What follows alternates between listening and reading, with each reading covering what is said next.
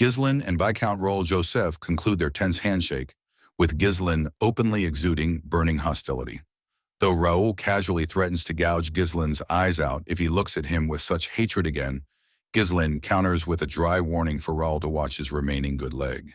Unbothered, Raoul smirks and departs with his masked escort, leaving Ghislain slightly suspicious that the strategist might suspect how much Ghislain truly knows about the Duke's hidden plots.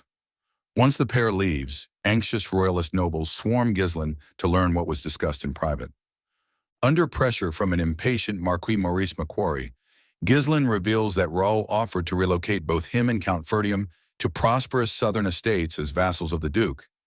Ghislain confirms he flatly refused the offer, surprising the nobles. While Maurice remains suspicious that Ghislain might be playing both sides, the surrounding nobles view Ghislain's refusal as a rare display of loyalty and integrity that severely humiliates the Delfine Duchy. Consequently, representatives from the civil and financial factions eagerly pledge their future political backing to protect House Ferdium from potential ducal retaliation, giving Ghislain valuable leverage for his future plans. Meanwhile, inside their departing carriage, Raoul and his masked escort discuss Ghislain's threat level. Raoul initially assesses Ghislain as a mid-level variable, noting his youthful arrogance and rash hostility as potential weaknesses. However, the masked escort advises raising Ghislain's danger level higher, revealing that he sensed faint, calculated killing intent from the young baron. He notes that Ghislain was not just glaring, but actively gauging whether he could break through the escort to assassinate Raoul on the spot, confirming to a stunned Raoul that Ghislain is far more dangerous and unpredictable than any reports suggested. Raoul asks about Ghislain's true martial strength. The escort confesses that he refrained from striking Ghislain down on the spot because he lacked the confidence to kill him in a single clean blow, noting that Ghislain's unusual breath control and deliberate openings suggested he could easily survive and flee to the safety of the main hall. Heeding this warning, Raoul agrees to instruct their northern agent, Harold, to stop underestimating Ghislain and treat him as a top-tier martial threat on par with Raypold, the best sword of the north. Meanwhile, as the Royalist banquet winds down in high spirits over Ghislain's public rejection of the Duke, Lady Rosalind approaches him to ask about his true long-term ambitions. Ghislain lies by claiming he merely wants a comfortable and prosperous life, deliberately hiding his blood-soaked quest to obliterate the Delfine Duchy in order to keep the Marquis and Rosalind from getting caught in his destructive path. Though deeply grateful for his salvation, Rosalind is left disheartened when Ghislain firmly draws a boundary between them, politely declining any further personal support to keep her out of harm's way. On his ride home, Ghislain smolders with frustration over having to let Raoul walk away unharmed. He reflects on the masked escort, recognizing him as Count Balzac, the Duke of Delfine's primary blade and one of the kingdom's only two swordmasters. Admitting that Balzac had expertly read and neutralized his subtle killing intent throughout their brief meeting, Ghislain acknowledges his current physical limitations. Suppressing his burning rage, he vows to rapidly expand his power and territory until he is strong enough to slay the swordmaster when their paths inevitably cross again on the battlefield. Continuing from his determination to quickly build his power, Ghislain oversees the immediate aftermath of the banquet the following day. Utilizing the Marquis of Branford's immense authority, Ghislain meets with prominent slave traders to purchase large numbers of non-human slaves. Despite the merchants' deep anxieties about receiving the impoverished Ferdium estate as collateral, Ghislain forcefully assures them that payment will be made on time, specifically ordering the swift, safe delivery of a particular dwarf. Back at Crow Mansion, Belinda and Claude express panic over the astronomical costs of relocating thousands of immigrants and sustaining a massive new standing army. Ghislain remains unfazed, intending to fund these wartime preparations through cosmetic sales and runestones. However, a new crisis erupts right outside. Word of Lady Rosalind's miraculous recovery spreads like wildfire, causing an overwhelming mob of arrogant nobles, brawling bodyguards, and eager merchants to swarm Crow Mansion. As the chaotic crowd devolves into sword fights and near rioting over the limited cosmetic supplies, Claude admits the mansion staff cannot control the proud nobles. Wanting to avoid delay in returning to his estate, Ghislain leaps onto the mansion wall, abruptly halts all cosmetic sales, and commands his mercenaries to barricade the main gates with wooden planks and carts, ignoring the furious protests of the locked-out nobility. Outside Crow Mansion, the nobles who had been brandishing swords in front of someone else's shop finally stopped bickering and began grumbling, hypocritically complaining about northern hicks with no manners, before slowly dispersing. With the crowd gone, Ghislain recognizes that he cannot remain tied down in the capital managing daily retail pandemonium. Wanting to return to his estate while maintaining rapid expansion, he decides to appoint a powerful representative to handle kingdom-wide distribution, choosing the House of Branford over other factional options.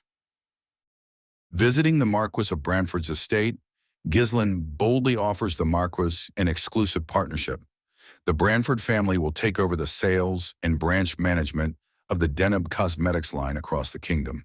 In exchange for granting them a 10% share of the sales profits, Ghislain demands a massive upfront investment of 300,000 gold. The Marquis is initially stunned and flatly rejects the offer, outraged at the idea of coughing up a fortune while doing all the operational labor. However, Lady Rosalind steps in as Ghislain's enthusiastic ally. Now fully cured and eager to cancel her undesirable arranged marriage, Rosalind relentlessly argues that monopolizing such a sensational product will bring the family immense kingdom-wide prestige and political leverage. Offering to manage the entire branch network herself, Rosalind corners her father alongside Ghislain until the Marquis, despite feeling utterly exploited and manipulated by the young baron, begins to waver. Seeing the Marquis on the brink of giving in, Ghislain prepares to drop one final trump card to seal the deal. Continuing directly from his relentless pitch, Ghislain drops his ultimate ultimatum. If the Marquis refuses, he will simply offer the exclusive contract to Count Aylesbury's financial faction instead. Rosalind immediately backs Ghislain up, warning her father of the sheer humiliation and lost prestige if Aylesbury's flag flies across the kingdom while the Branford family sits empty-handed. Pushed to his absolute limit by their tag team pressure, the Marquis roars at them to be quiet before finally giving in. He agrees to the deal on the strict condition that Rosalind assumes full operational responsibility, warning her that if the venture fails, she will be married off immediately. With the contract signed and the 300,000 gold secured, the pair prepares for the official launch. The next day, desperate nobles arrive with armed soldiers and attempt to storm Crow Mansion, causing the front gate to collapse and turning the garden into a chaotic, brawling battlefield. Stepping forward, Lady Rosalind brings the Marquis's personal guard to surround the crowd. Now fully cured and radiating clear skin, Rosalind endorses the cosmetics as her primary treatment, single-handedly subduing the arrogant nobility and forcing them to line up orderly. The crowd eagerly buys up the inventory under the watchful eye of the Branford family guard. Having successfully delegated the kingdom-wide retail operations and amassed a massive war chest, Ghislain prepares to return to the north.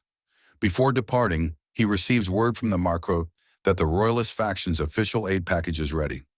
Exiting the capital gates, Ghislain and his aides are met with an endless, awe-inspiring convoy of supply wagons loaded with provisions, war horses, and military equipment, officially setting the stage for House Fenris's dramatic resurgence.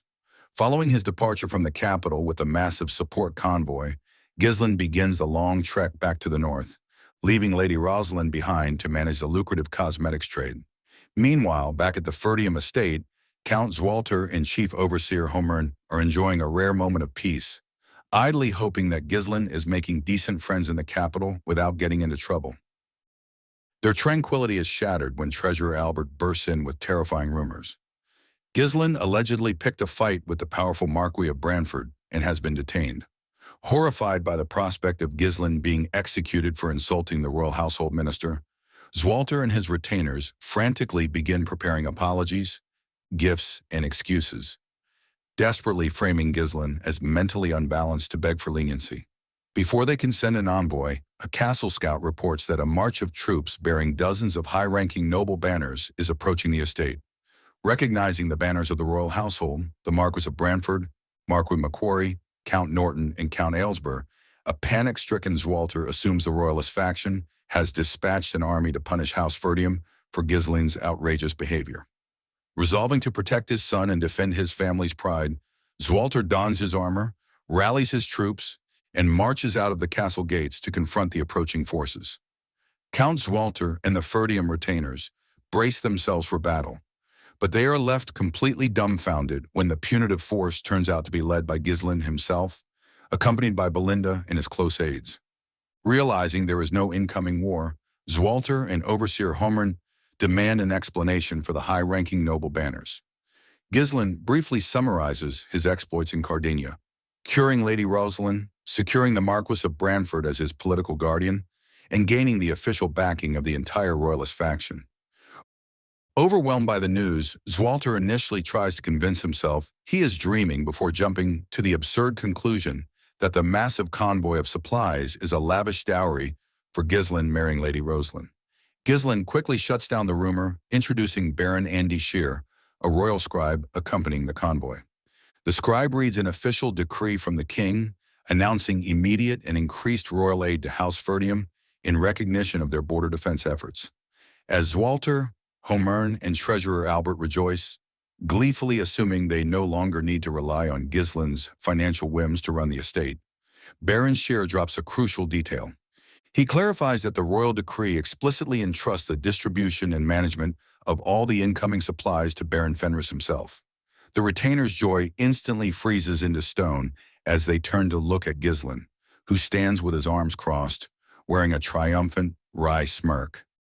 Baron Homerny's indignant protest is swiftly shut down when Baron Shear presents an official royal decree, stamped with His Majesty's fist-sized seal, appointing Ghislain as the official northern administrator in charge of distributing all military supplies. To protect Count Zwalter's public honor, the support is officially routed through Ferdium, but Ghislain retains absolute control over its allocation.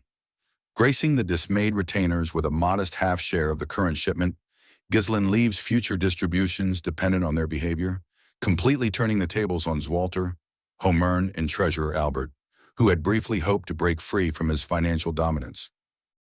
While the retainers process their defeat, Ghislain comfortably receives a personal bribe from Baron Shear, displaying a level of political finesse and effortless authority that leaves his father utterly bewildered.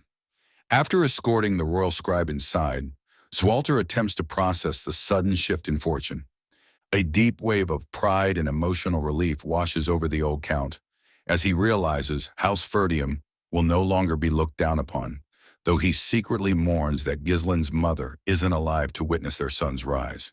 When Ghislain prepares for an immediate departure back to the Fenris estate, Zwalter tries to hold him back, abruptly pivoting into full paternal nagging.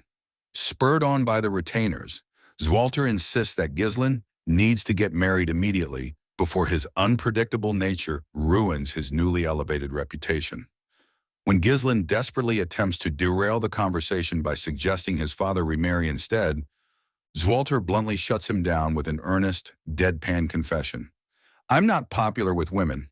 Count Zwalter continues his earnest nagging, reminding Ghislain that the harsh northern lifestyle makes it notoriously difficult for Ferdium lords to secure brides.